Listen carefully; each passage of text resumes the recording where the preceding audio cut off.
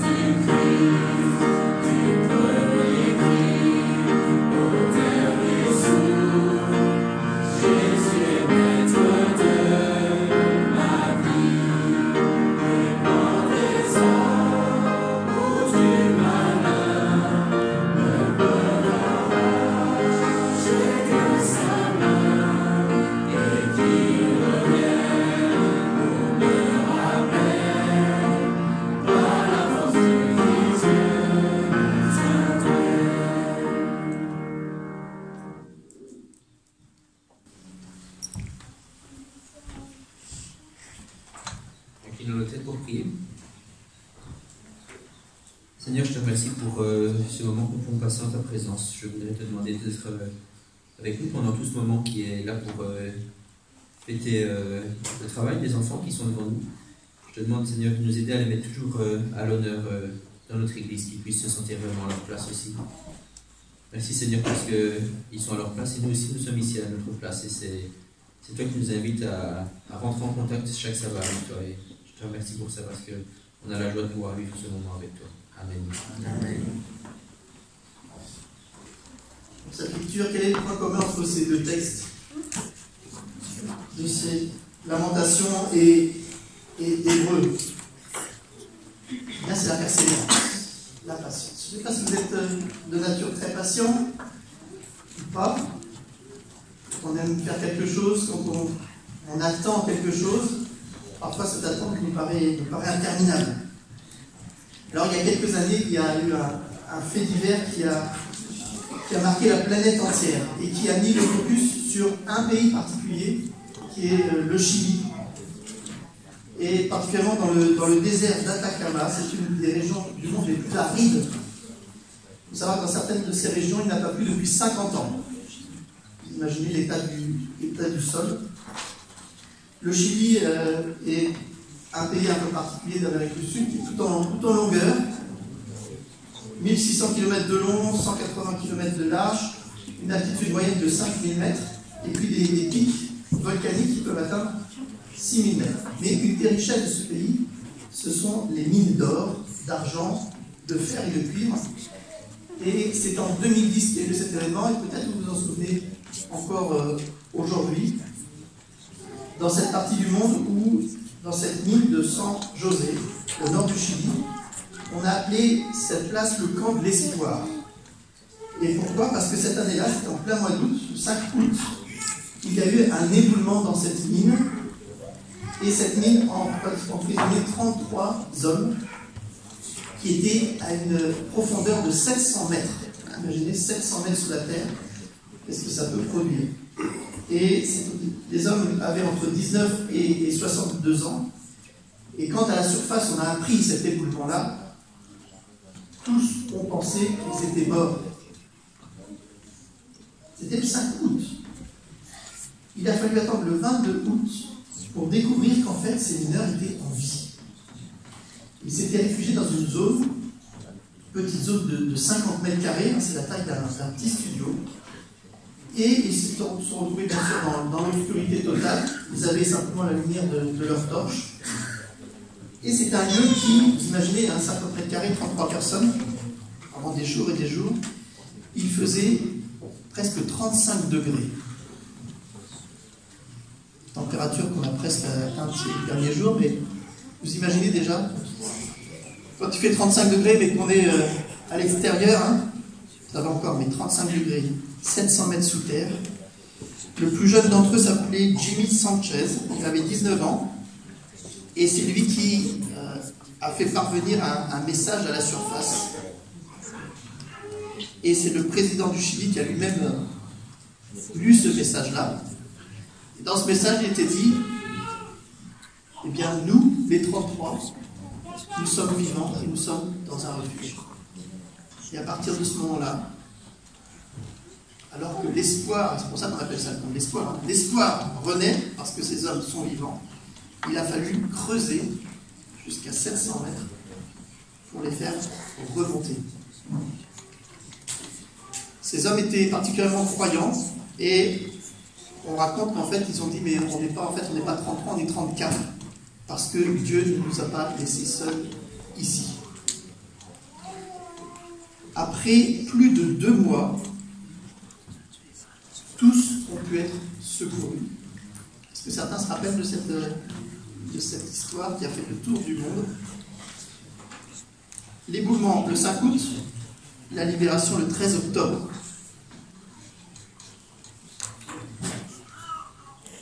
Alors bien sûr, avec le recul, si vous retournez aujourd'hui sur le lieu, il y a eu des agences de tourisme qui proposent de visiter ce lieu-là. Et il y a un circuit qui nous permet de nous rappeler de cela. Il y a eu un film qui a été tourné, plusieurs films qui ont été tournés sur cet événement. Et ça a eu un impact planétaire. La presse a voulu savoir un petit peu ce que sont devenus ces hommes. Et au-delà de cet événement, ce qui m'intéresse aussi, c'est ce qui s'est passé après. Après un événement aussi fort. Qu'est-ce que ça produit dans la vie de ces personnes-là? Après 1 an, les journalistes sont revenus voir ces hommes-là et ils ont pu récolter quelques témoignages. 1 an après, la situation pour ces hommes n'est pas celle vraiment dont ils rêvaient.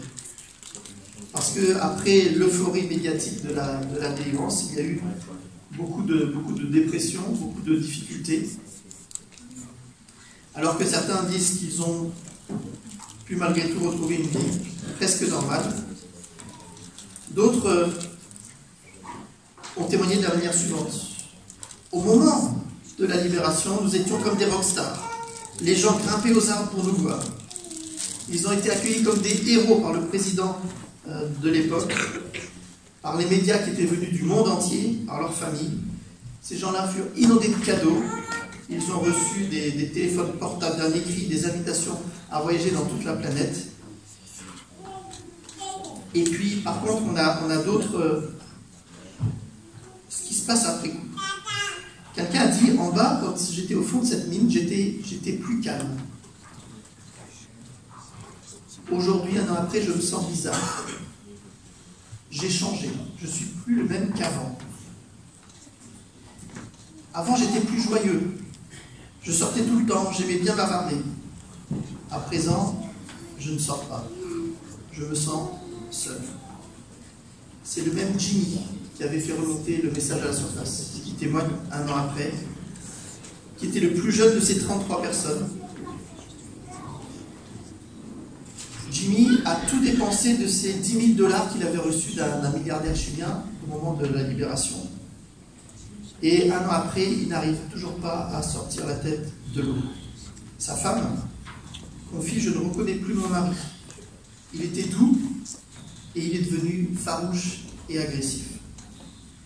Plusieurs des mineurs qui étaient là se sont séparés de leurs compagnes. D'autres ont carrément rompu avec leur famille. Alors qu'ils incarnaient l'espoir, eh bien la vie réelle les a surpris de nouveau. Et certains ont du mal à reprendre goût à la vie. Ça, c'était 1 an après. L'événement a eu lieu en 2010. Donc, 10 ans après, les journalistes sont revenus les voir. Alors qu'ils incarnaient l'espoir et la solidarité, 10 ans après, ces mêmes mineurs sont tombés dans le traumatisme, le découragement, la jalousie et l'oubli. Un certain José, qui aujourd'hui, 10 ans après, avait 57 ans, il dit « Je fais toujours des cauchemars et je continue d'avoir le sommeil perturbé. » 10 ans après l'événement. Le fameux Jimmy, qui était le plus jeune du groupe, les journalistes l'ont retrouvé aussi 10 ans après. Et il raconte, il dit « C'est comme si c'était hier. Je crois que je ne vais jamais oublier. Ce jeune homme n'a jamais pu remettre un casque de mineur. Une fois, dit-il, je suis allé chercher du travail, mais quand ils ont su qui j'étais, ils m'ont fermé les portes. Ils ont eu trop peur des conséquences psychologiques sur moi. Et donc, ce jeune homme a été déclaré inapte. Et donc, Jimmy, 10 ans après, essaye de vivoter grâce à la pension du gouvernement dans une petite maison qu'avec sa femme et ses 2 enfants, il habite. Une maison qu'il doit partager avec 20 autres personnes. Après l'éboulement, ces mineurs qui se connaissaient à peine, ils ont dû s'organiser pour survivre. Ils ont dû apprendre la discipline. 700 mètres sous terre, ils ont dû rationner leurs denrées alimentaires qui se trouvaient dans leur refuge. Mais dès qu'ils sont sortis de la mine, la cohésion n'a pas tenu. Les familles des mineurs ont provoqué des divisions entre nous. Et ils disent qu'il y a eu un avant, un pendant et un après. Dès qu'on est sorti de la mine, c'est devenu chacun pour soi. Beaucoup d'entre nous se sont inquiétés de l'aspect financier et beaucoup ont oublié ce qu'on avait vécu, nous raconte Jimmy. Alors pourquoi je vous raconte toute cette histoire? C'est parce que on a parfois des retours d'événements comme ça, des faits divers, où on met en avant en effet quelque chose d'extraordinaire qui s'est produit. Et la question que je me pose, c'est est-ce qu'une fois qu'on vit quelque chose de fort comme ça, qu'est-ce qui se passe après? Est-ce qu'on oublie rapidement? Et ce matin, quand on a remis ces badges, ces insignes, qui sont ensuite sur les chemises, c'est autant de rappels de ce qui a été fait dans le passé. De nombreux textes de la Bible nous invitent à nous souvenir, de ne pas oublier ce que Dieu a fait pour nous. Ces insignes, ce n'est pas pour paraître, pour faire bien, pour faire joli, mais c'est pour qu'on puisse se rappeler qu'il y a quelques années, ah oui, c'est vrai, j'ai eu l'occasion de vivre telle ou telle chose. C'est vrai que j'ai été par exemple accompagné par un animateur qui m'a aidé à franchir des étapes, à accomplir un certain nombre de choses, à aussi me documenter, à prendre des choses pour partager. Voilà à quoi servent ces insignes, à nous rappeler. Et aujourd'hui, à l'image de cette expérience incroyable de ces mineurs, et si vous cherchez sur Internet, vous pouvez trouver plein de documents là-dessus, des photos, des témoignages, et un petit peu tout ce que je vous ai rapporté ce matin, d'une expérience de cohésion importante, qu'est-ce qu'il reste? Et de ces 33 mineurs, certains s'en sont plutôt bien sortis, et d'autres ont du mal encore aujourd'hui à s'en remettre. Ce que Dieu nous invite aujourd'hui, c'est à vivre des choses avec lui, des expériences. Et ce qu'on fait avec la jeunesse adventiste, c'est aider chaque jeune à vivre une expérience particulière, au travers d'une troupe locale, comme vous vivez ici, au travers de camps, comme on vit aussi l'été, mais aussi pendant l'année. Mais qu'est-ce qu'on fait de ces expériences? Quel est le résultat de cela? Est-ce que ça provoque vraiment des changements? Et on doit tous être interpellés par cela, parce que nous vivons tous des choses, j'espère, avec Dieu. Mais qu'est-ce qu'on en fait? Comment on vit l'après? 1 an après, 10 ans après, qu'est-ce qu'il en reste? Quand on s'engage avec Dieu, ce n'est pas un engagement d'une journée, c'est un engagement d'une vie. Qu'est-ce qu'il reste de notre engagement? Souvenez-vous de vos années passées, des petites étapes que vous avez franchies dans votre vie. Qu'est-ce qu'il en est? Et je me pose cette question à moi-même, bien sûr. Cette persévérance, cette patience qui fait que quand les jours sont difficiles, on peut avoir tendance à oublier. Ou alors à ne se rappeler que des mauvaises choses. Dieu nous dit, rappelle-toi de ce que tu as vécu. Rappelle-toi de tes engagements passés. Et sache une chose, c'est que je suis avec toi jusqu'à la fin. C'est la promesse que Dieu nous fait. Et c'est ce que je voulais vous rappeler ce matin à l'occasion de cette matinée particulière d'investiture. Amen.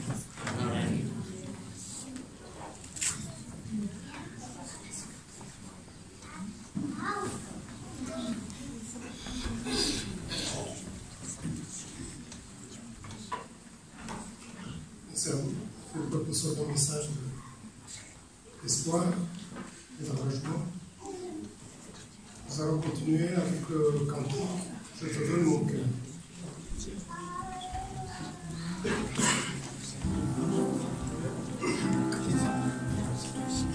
vous invite à vous lever.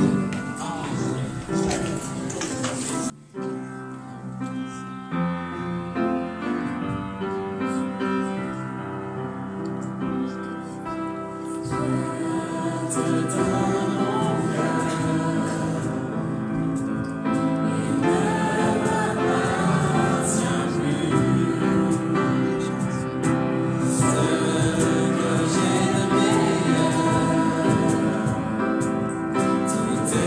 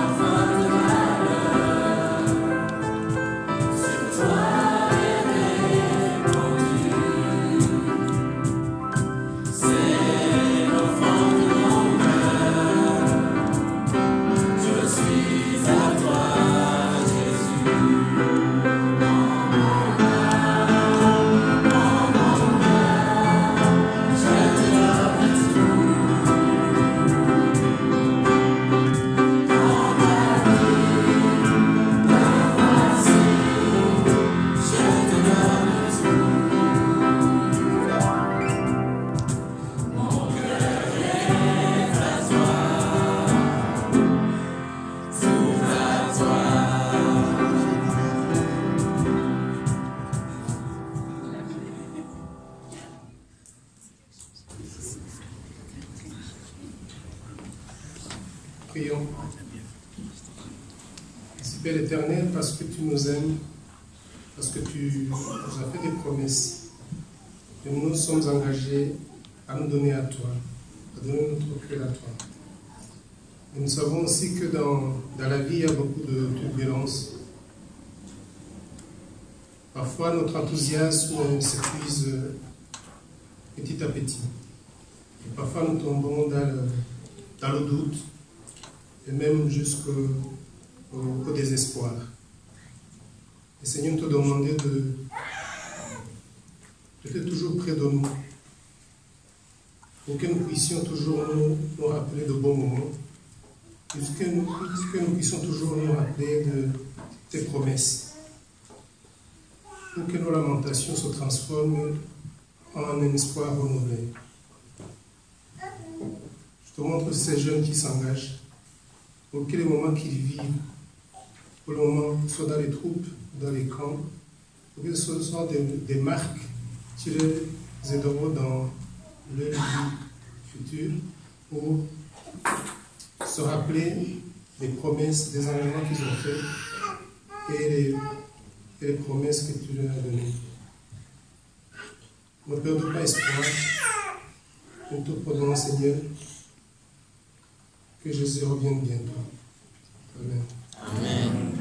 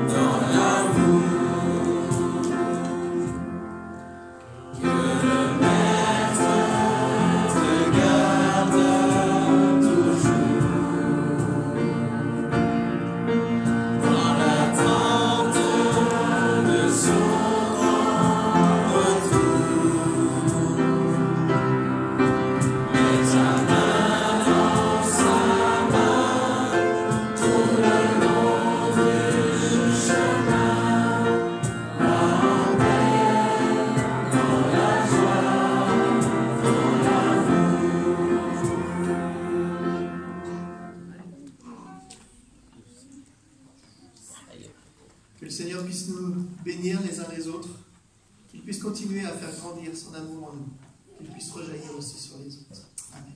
Amen.